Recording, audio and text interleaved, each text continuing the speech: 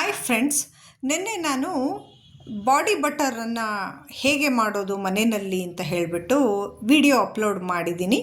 ನಿಮಗೆ ಟೈಮ್ ಇದ್ದು ಆಸಕ್ತಿ ಇದ್ದರೆ ನೋಡ್ಕೊಂಡು ಬನ್ನಿ. 24 ಅವರ್ಸ್ ಅದನ್ನು ಫ್ರಿಜ್ಜಲ್ಲಿ ಇಟ್ಬಿಟ್ಟು ತೆಗೆದಿದ್ದೀನಿ. ಫ್ರಿಜ್ಜಲ್ಲಿಟ್ಟರೆ ಪ್ರಿಸರ್ವ್ ಮಾಡೋದು ಈಸಿ, ಯಾಕಂದರೆ ನಾವು ಯಾವುದೇ ಆರ್ಟಿಫಿಷಿಯಲ್ ಫ್ಲೇವರ್ ಆಗಲಿ ಪ್ರಿಸರ್ವೇಟಿವ್ಸ್ ಆಗಲಿ ಹಾಕಿಲ್ವಲ್ಲ, ಹಾಗಾಗಿ ಕ್ರೀಮಿಯಾಗಿ ಸಾಫ್ಟಾಗಿ ಬಂದಿದೆ. ಎಷ್ಟು ಚೆನ್ನಾಗಿ ಸ್ಕಿನ್ಗೆ ಗ್ಲೋ ಕೊಡ್ತಾ ಇದೆ, ಸ್ಕಿನ್ ಸಾಫ್ಟ್ ಆಗ್ತಾ ಇದೆ ನೋಡಿ. ಹಾಗೆ ರಕ್ತಹೀನತೆ ಮತ್ತು ಇಂಡೈಜೆಷನ್ ಇರೋರಿಗೆ ಆಮ್ಲ ಮತ್ತು ಬೀಟ್ರೂಟ್ ಯೂಸ್ ಮಾಡ್ಕೊಂಡ್ಬಿಟ್ಟು ಒಂದು ರೆಸಿಪಿ ಮಾಡಿದ್ದೆ ನಾನು ನಿನ್ನೆ. ಅದನ್ನು ಬಿಸಿಲಲ್ಲಿ ಒಣಗೋದಕ್ಕೆ ಇಟ್ಟಿದ್ದೆ. ಸ್ವಲ್ಪ ಒಣಗಿದೆ ಅಷ್ಟೇ. ಮಧ್ಯದಲ್ಲಿ ಬಿಸಿಲು ಬರುತ್ತೆ, ಮಳೆ ಬರ್ತಾ ಇದೆಯಲ್ಲ, ಹಾಗಾಗಿ ಆವಾಗ ಒಣಗೋದಕ್ಕೆ ಇಡೋದು ತೆಕ್ಕೊಳ್ಳೋದು ಇದೇ ಆಗೋಗ್ತಾ ಇದೆ.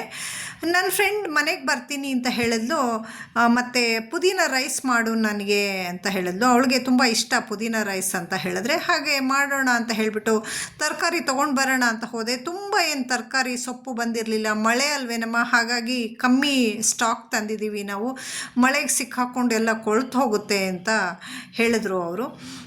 ನಂತರ ಪುದೀನ ರೈಸ್ ಮಾಡೋದಕ್ಕೆ ಪ್ರಾರಂಭ ಮಾಡಿದೆ. ತುಂಬ ಚೆನ್ನಾಗಿ ಬಂತು ಪುದೀನ ರೈಸ್. ಯಾವುದೇ ರಾಯ್ತ ಅಥವಾ ತೆಂಗಿನಕಾಯಿ ಚಟ್ನಿ ಜೊತೆ ತಿನ್ನಬಹುದು. ಬೆಳಗಿನ ಗಡಿಬಿಡಿಗೆ ನಮ್ಮ ಲೇಡೀಸ್ ಬೇಗ ಬಾಕ್ಸ್ ಏನಾದರೂ ತೊಗೊಂಡು ಆಫೀಸ್ಗೆ ಹೋಗಬೇಕು ಅಥವಾ ಮಕ್ಕಳಿಗೆ ಲಂಚ್ ಬಾಕ್ಸ್ ಕೊಡಬೇಕು ಅಂತ ಹೇಳಿದಾಗ ಇದನ್ನು ಮಾಡಿ ಕೊಡೋದ್ರಿಂದ ತುಂಬ ಈಸಿನೂ ಆಗುತ್ತೆ. ಸೊಪ್ಪು ತಿನ್ನೋದಿಲ್ಲ ಅನ್ನೋ ಮಕ್ಕಳಿಗೆ ಇದನ್ನು ಕೊಟ್ಟರೆ ಸೊಪ್ಪು ತಿನ್ನಿಸಿದ ಹಾಗೆ ಆಗುತ್ತೆ. ಮಳೆಗಾಲ ಅಲ್ವಾ, ಹಾಗಾಗಿ ಸ್ವಲ್ಪ ಮಣ್ಣು ಜಾಸ್ತಿನೇ ಇತ್ತು ಸೊಪ್ಪಲ್ಲಿ. ಮೊದಲಿಗೆ ನಾನು 2 ಸಾರಿ ಅದನ್ನು ನೀರಲ್ಲಿ ತೊಳ್ಕೊಂಡೆ. 3ನೇ ಬಾರಿ ಸೊಪ್ಪನ್ನು 2ರಿಂದ 3 ನಿಮಿಷ ನೀರು ಮತ್ತು ಉಪ್ಪು ಹಾಕಿ ಇಡ್ತೀನಿ ನಾನು ಯೂಶಲಿ. ಇಟ್ಬಿಟ್ಟು ನಂತರ ಅದನ್ನು ನೀಟಾಗಿ ತೊಳ್ಕೊಂಡು ತೆಕ್ಕೊಳ್ತೀನಿ. ಯಾಕಂತಂದರೆ ಉಪ್ಪಿಂದ ತೊಳೆಯೋದ್ರಿಂದ ಏನಾದರೂ ಬ್ಯಾಕ್ಟೀರಿಯಾಸ್ ವೈರಸ್ ಎಲ್ಲ ಇದ್ದರೆ ಕ್ಲೀನ್ ಆಗುತ್ತೆ ಅಂತ ಹೇಳಿಬಿಟ್ಟು ಬಾಣಲೆಗೆ ಎಣ್ಣೆ ಹಾಕ್ಕೊಳ್ತಾ ಇದ್ದೀನಿ. ಎಣ್ಣೆ ಹಾಕ್ಕೊಂಡ್ಬಿಟ್ಟು ಸಾಸಿವೆ ಜೀರಿಗೆ ಹಾಕ್ಕೊಳ್ತಾ ಇದ್ದೀನಿ. ಇದಾದ ನಂತರ ಒಣಮೆಣಸಿನ್ಕಾಯಿ ತುಂಡು ಮಾಡಿ ಹಾಕ್ಕೊಳ್ತಾ ಇದ್ದೀನಿ. ಕರಿಬೇವಿನ ಸೊಪ್ಪು ಮತ್ತು ಉದ್ದಿನಬೇಳೆ ಕಡಲೆಬೇಳೆ ಹಾಕ್ಕೊಳ್ತಾ ಇದ್ದೀನಿ. ಇದಾದ ನಂತರ ಶೇಂಗಾ ಹಾಕ್ಕೊಳ್ತಾ ಇದ್ದೀನಿ. ಗೋಡಂಬಿನ ಸಣ್ಣದಾಗಿ ಕಟ್ ಮಾಡಿ ಹಾಕ್ಕೊಳ್ತಾ ಇದ್ದೀನಿ. ಗೋಡಂಬಿ ಹಾಕೋದ್ರಿಂದ ಮತ್ತು ಶೇಂಗಾ ಹಾಕೋದ್ರಿಂದ ಒಳ್ಳೆ ಟೇಸ್ಟ್ ಬರುತ್ತೆ.